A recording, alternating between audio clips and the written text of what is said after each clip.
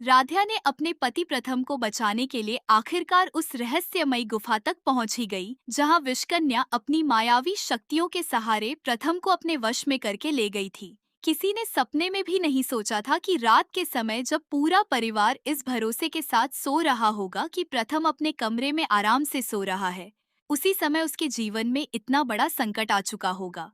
गहरी रात में विषकन्या अपनी मायावी शक्ति के साथ प्रथम के कमरे में पहुंची थी। प्रथम को जरा भी अंदाजा नहीं था कि उसके आसपास कोई अदृश्य शक्ति मौजूद है। देखते ही देखते विषकन्या ने अपनी शक्ति का प्रभाव उस पर डाल दिया और प्रथम की आंखों के सामने अंधेरा छाने लगा। वह चाहकर भी खुद को उस शक्ति से बचा नहीं पाया। विषकन्या ने प्रथम को अपने वश में किया और उसे लेकर ऐसी जगह चली गई जिसके बारे में किसी इंसान को कोई जानकारी नहीं थी। वह जगह एक रहस्यमयी गुफा थी, जो बाहर से देखने पर एक साधारण पहाड़ी का हिस्सा लगती थी, लेकिन उसके भीतर एक पूरी अलग दुनिया बसी हुई थी। गुफा के अंदर कदम रखते ही ऐसा लगता था जैसे इंसानी दुनिया खत्म हो चुकी हो और किसी दूसरी रहस्यमयी दुनिया का दरवाजा खुल गया हो। चारों तरफ हल्का नीला और बैंगनी प्रकाश फैला हुआ था। दीवारों पर पुराने रहस्यमयी निशान बने हुए थे और जगह जगह नागों की विशाल प्रतिमाएं दिखाई दे रही थीं।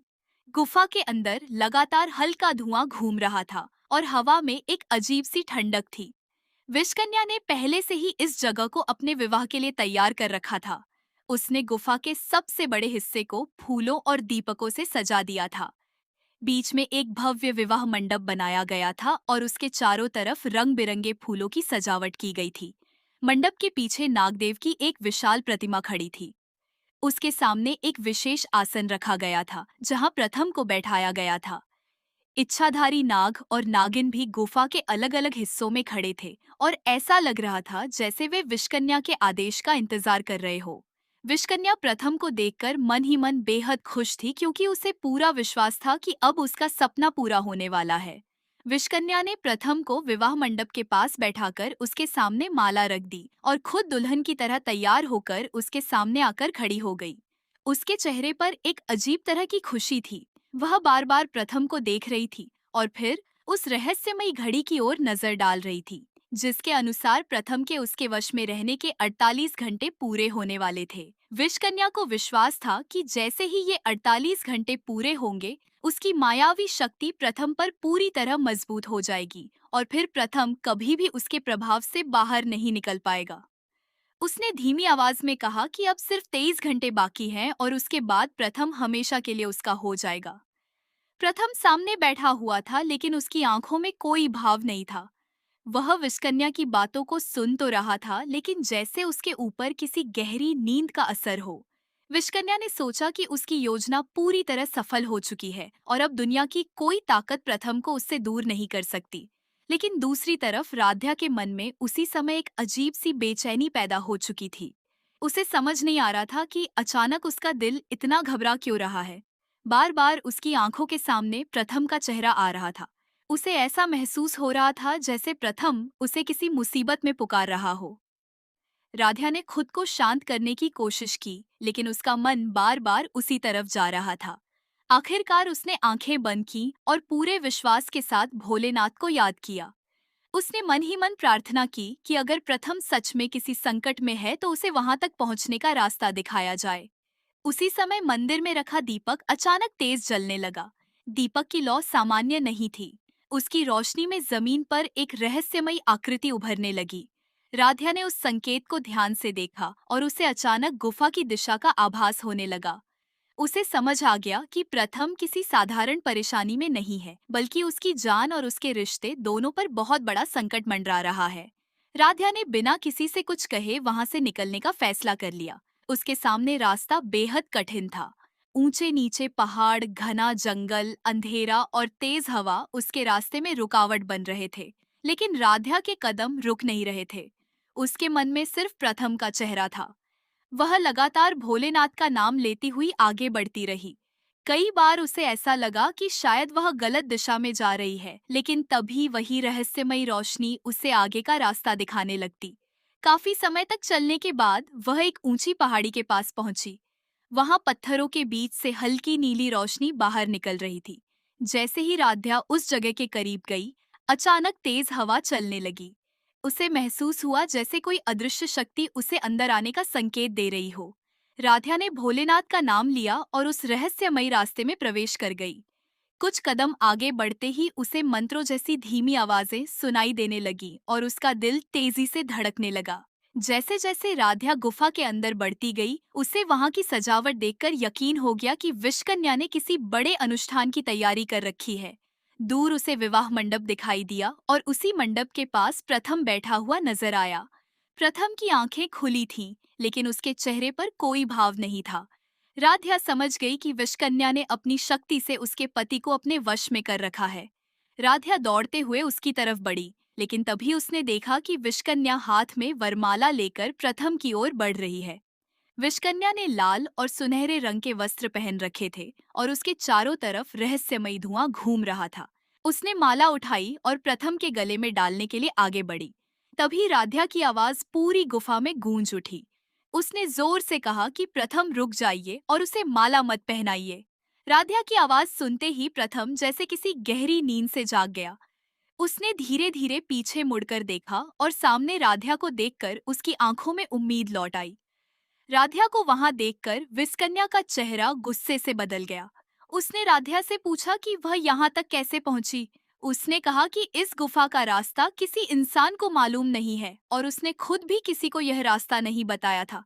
राध्या ने शांत लेकिन दृढ़ आवाज में जवाब दिया कि उसे रास्ता किसी इंसान ने नहीं बताया, बल्कि भोलेनाथ ने उसे यहाँ तक पहुँचाया है।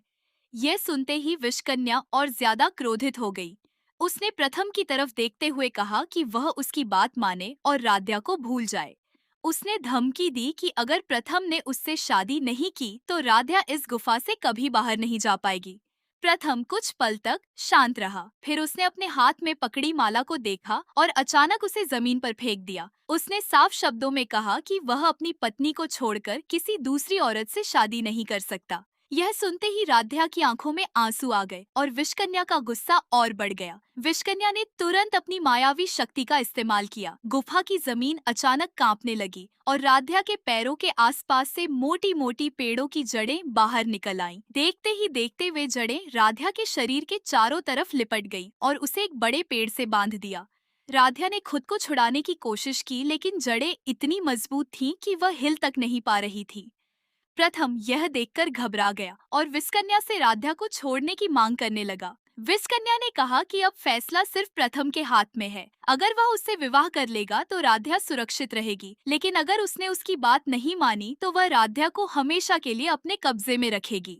राध्या ने प्रथम की तरफ देखकर कहा कि उसकी चिंता करने की जरूरत नहीं है और वह किसी भी हालत में विश्वकन्या से शादी न करे।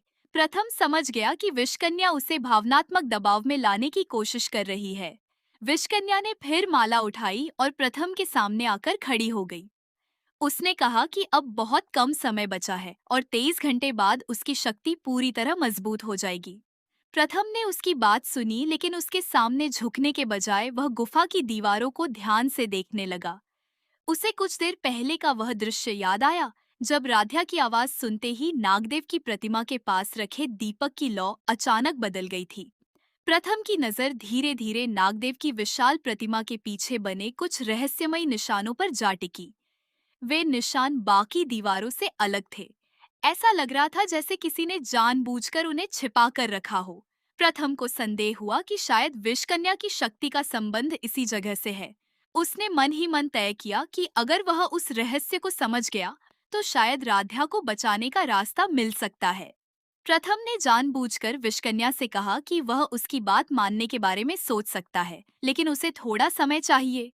विषकन्या को लगा कि आखिरकार प्रथम उसके सामने झुकने लगा है। वह थोड़ी शांत हुई और राधा को जड़ों में बंधा रहने दिया। लेकिन प्रथम धीरे धीरे उस प्रतिमा की ओर बढ़ने लगा। तभी वहां मौजूद एक इच्छाधारी नाग ने उसकी हरकत देख ली और तुरंत विषकन्या को संकेत कर दिया। विषकन्या ने प्रथम को रोकते हुए पूछा कि वह वहां क्या खोज रहा है। प्रथम ने तुरंत बात संभालते हुए कहा कि वह सिर्फ नागदेव की प्रतिमा को देख रहा है। विषकन्या ने उसकी बात पर विश्वास करने की कोशिश की, लेकिन उसके चेहरे पर चिंता साफ दिखाई दे रही थी। तभी अचानक गुफा के भीतर एक जोरदार आवाज गूंजी और नागदेव की प्रतिमा के माथे पर बनी छोटी सी आकृति चमकने लगी। उस चमक को देखते ही राध्या ने महसूस किया कि यह वही शक्ति है जिसका आभास उसे गुफा में प्रवेश करते समय हुआ था। उसने आंखें बंद की और भोलेनाथ का नाम लिया।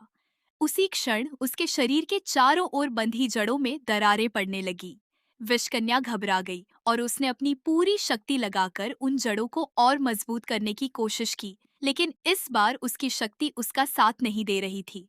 प्रथम ने मौका देखकर नागदेव की प्रतिमा के पीछे बने रहस्यमयी निशान पर अपना हाथ रख दिया। जैसे ही उसके हाथ ने उस निशान को छुआ, पूरी गुफा तेज रोशनी से भर गई। इच्छाधारी नाग और नागिन पीछे हट गए। विषकन्या पहली बार डरती हुई दिखाई दी। उसने चिल्लाकर प्रथम से कहा कि वह उस निशान को हाथ न लगाए, क्योंकि ऐसा होने पर उसकी सारी शक्ति समाप्त हो सकती है। प्रथम समझ गया कि उसने विषकन्या की सबसे बड़ी कमजोरी खोज ली है।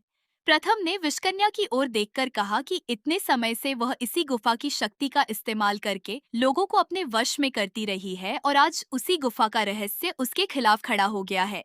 विषकन्या ने गुस्से में अपनी सारी मायावी शक्ति एक साथ प्रथम की ओर भेज दी। गुफा के भीतर तेज हवा चलने लगी और चारों तरफ धुआं फैल गया, लेकिन जैसे ही वह शक्ति प्रथम तक पहुंचने वाली थी, नागदेव की प्रतिमा से निकली तेज रोशनी ने उसे रोक दिया। विषकन्या पीछे की ओर गिरते गिरते बची। उसी समय राध्या के चारों तरफ बंधी जड़ें एक एक करके टूटने लगीं और कुछ ही पलों में राध्या जमीन पर गिर पड़ी। प्रथम दौड़कर उसके पास पहुंचा और उसे संभाल लिया। राध्या ने प्रथम को देखते हुए कहा कि उस